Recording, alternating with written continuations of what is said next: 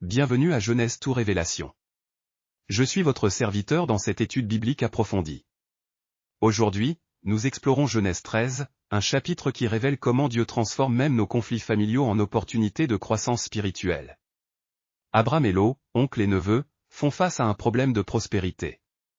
Leurs troupeaux sont si nombreux qu'ils ne peuvent plus habiter ensemble. Mais cette crise révélera le cœur de chaque homme et les conséquences éternelles de nos choix. Préparons nos cœurs par la prière, car ce passage nous enseigne sur la foi, la générosité, et la souveraineté de Dieu. Lisons ensemble ce passage crucial. Abram remonta d'Égypte vers le midi, lui, sa femme, et tout ce qui lui appartenait, et Lot avec lui. Abram était très riche en troupeaux, en argent et en or. Notez immédiatement, Abram remonta d'Égypte. Ce n'est pas seulement géographique, c'est spirituel. Il retourne vers Béthel, vers le lieu où était l'autel qu'il avait fait précédemment, et là, Abram invoqua le nom de l'Éternel. Puis vient le conflit, le pays ne pouvait pas les porter ensemble. Il y eut querelle entre les bergers des troupeaux d'Abram et les bergers des troupeaux de Lot. Mais regardez la réaction d'Abram, générosité, humilité, recherche de la paix. 4 détails cruciaux sont souvent négligés. Premièrement, Abram remonta vers Béthel, un retour délibéré au lieu de l'autel. Après son compromis en Égypte, il cherche la restauration spirituelle. Deuxièmement, le conflit éclate alors que les Cananéens et les Phéréziens habitaient alors dans le pays. Leur témoignage devant les païens était en jeu. Troisièmement, Lot leva les yeux et vit toute la plaine du Jourdain, il choisit par la vue, non par la foi. Quatrièmement, Abram appelle Lot mon frère et bien qu'il soit son neveu.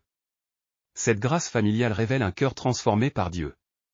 Ces détails changent complètement notre compréhension du passage. 3 changements théologiques majeurs se révèlent ici.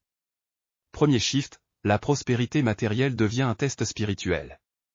Dieu bénit Abram et Lot, mais la richesse révèle maintenant leur vrai caractère. Deuxième shift, l'unité familiale cède place à une séparation nécessaire. Parfois, Dieu permet la séparation pour préserver son plan éternel.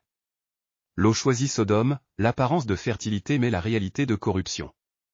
Abram reste en Canaan, apparemment moins attrayant mais béni de Dieu.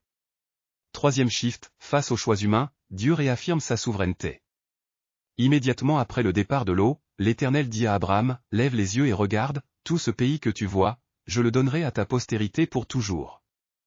Observons ce moment à travers les yeux de la création elle-même, témoin silencieux de ses choix éternels. D'en haut, je vois tout le pays. Lot regarde vers la vallée verte, mais ne voit-il pas les fumées qui montent de Sodome? J'ai servi fidèlement les 2 maîtres. Mais Abram prie toujours à son autel, tandis que Lot regarde seulement l'herbe grasse. Mon cœur est troublé.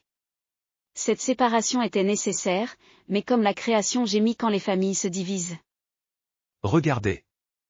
Maintenant l'Éternel parle à Abram. Il confirme ses promesses exactement quand tout semble perdu. Abram bâtit encore un autel.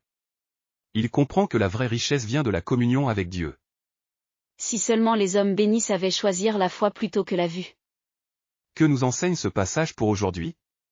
Premièrement, comme Abram, nous devons choisir par la foi plutôt que par la vue. Lot vit la fertilité de Sodome mais ignora sa corruption spirituelle.